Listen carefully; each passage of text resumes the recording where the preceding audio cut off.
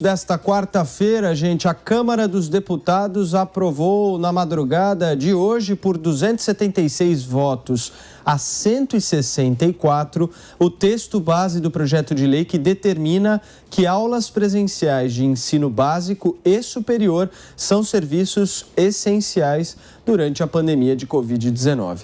O texto proíbe a suspensão das atividades, mas abre exceção para quando as condições sanitárias de estados e municípios não permitirem o retorno, com base em critérios técnicos e científicos devidamente publicizados. Segundo o projeto, a situação sanitária que impeça a realização das aulas presenciais deve ser explicitada em ato do Poder Executivo local. No entanto, o texto não deixa claro quais seriam esses critérios técnicos e científicos.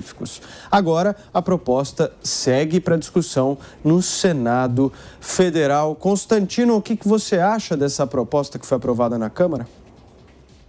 É um bom passo, né, Paulo? Olha, na verdade, o que a gente sabe é que muita gente está usando a pandemia, né, que é real e grave, como pretexto para ganhar sem trabalhar. E quando se fala em sindicatos de professores sindicalizados e politizados ao extremo, que é sempre extrema esquerda, né, a gente sabe que isso é um prato cheio. Então, eles estão querendo isso, são os mesmos que são contra a volta das aulas presenciais e o homeschooling. Quer dizer, é sem alternativa, as pessoas não podem estudar, né? Então, tudo isso é muito absurdo.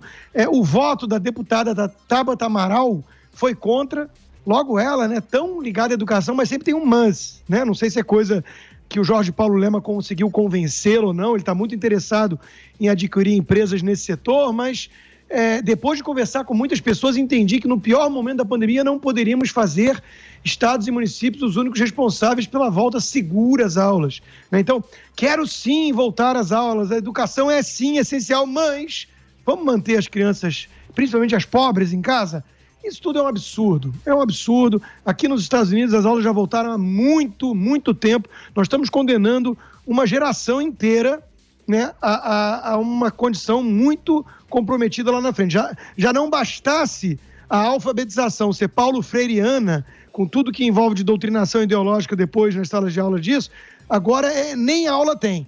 Então, realmente é um negócio escandaloso e é preciso parar com isso. Amanda Klein, o que você achou dessa proposta?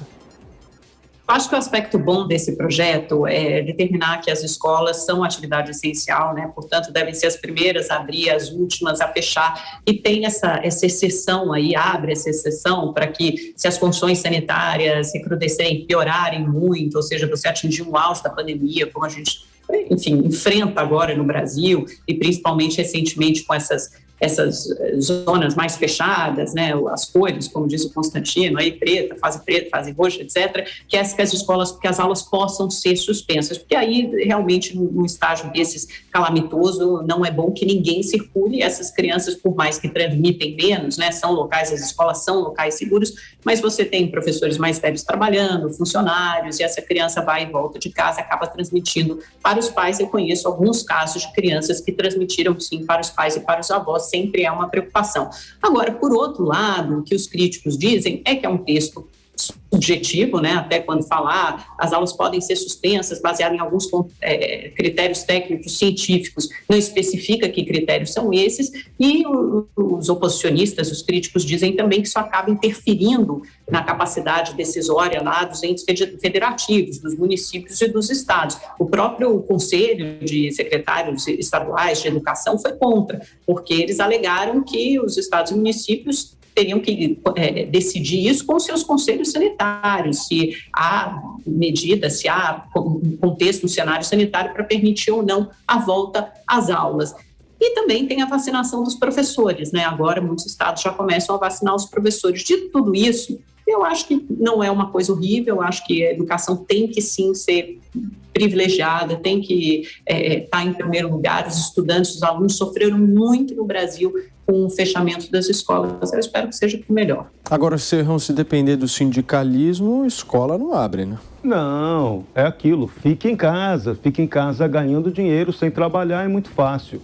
Agora, essa lei, o espírito dela é burro, porque é óbvio, ululante, que educação é prioridade. Só que no Brasil não é, né? Infelizmente, esse é o nosso problema. É isso que a gente tem que criticar.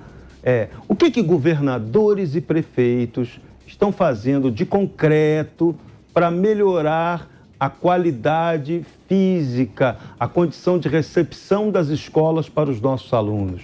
No que eles melhoraram essas escolas em termos de informatização para aproveitar esse avanço que foi, num certo sentido, até o ensino à distância, né? Está tendo capacitação dos professores melhor para isso?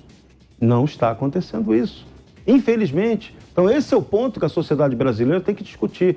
Pais estão desesperados com seus filhos em casa, não estudando, ou então fazendo aquele esquema de EAD, que não é ensino à distância, em si, a distância do ensino. A garotada fingindo que está estudando, né? Aplicando um 7-1 no seu professor e deixando de aprender, deixando de conviver com seus colegas de maneira saudável, que é o princípio verdadeiro e essencial da escola. Educação é o quê? Educação é formação moral familiar, mais ensino de qualidade. E nós não estamos aplicando isso no Brasil. É uma tragédia. O Brasil não dá prioridade para a educação da mesma forma como não dá ao combate ao imposto elevado que é cobrado dos nossos cidadãos. Gerou a derrama lá dos tempos do Tiradentes. E a gente não aprende, não muda, não evolui. Temos que melhorar a educação, baixar imposto e focar na produtividade e na qualidade do Brasil. Agora, gente, uns 30 segundinhos para cada um de vocês. Essa discussão sobre educação ser algo essencial, isso não é um pouco supérfluo, hein, Constantino? Deveria ser, Paulo, é o que o Serrão disse, deveria ser, né? O que nós estamos vendo na prática é isso, né? A escola que deveria ser a última coisa a fechar é a primeira a abrir, como diz essa turma toda aí nas palavras, né? Na prática está fechada. Então isso está condenando crianças e as mais pobres de forma muito desigual, inclusive. É curioso, né, Amanda? O Brasil está discutindo isso? Essas escolas já reabriram, eu acho que houve muita demora do Brasil para entender isso, mas eu acho que agora as autoridades finalmente entenderam. Obviamente que tem gente contra, mas eu acho que a maior parte da população entendeu que é importante que as escolas permaneçam abertas, a não ser num auge, numa situação calamitosa, é importante que as escolas mantenham sim as portas abertas. 164 votos, Serrão, na Câmara contra isso. Triste num país que não prioriza a educação. A gente tem que pensar e tratar seriamente dessa questão da evolução tecnológica da educação. Nossos alunos, nossas crianças e jovens estão perdendo a corrida do conhecimento mundial.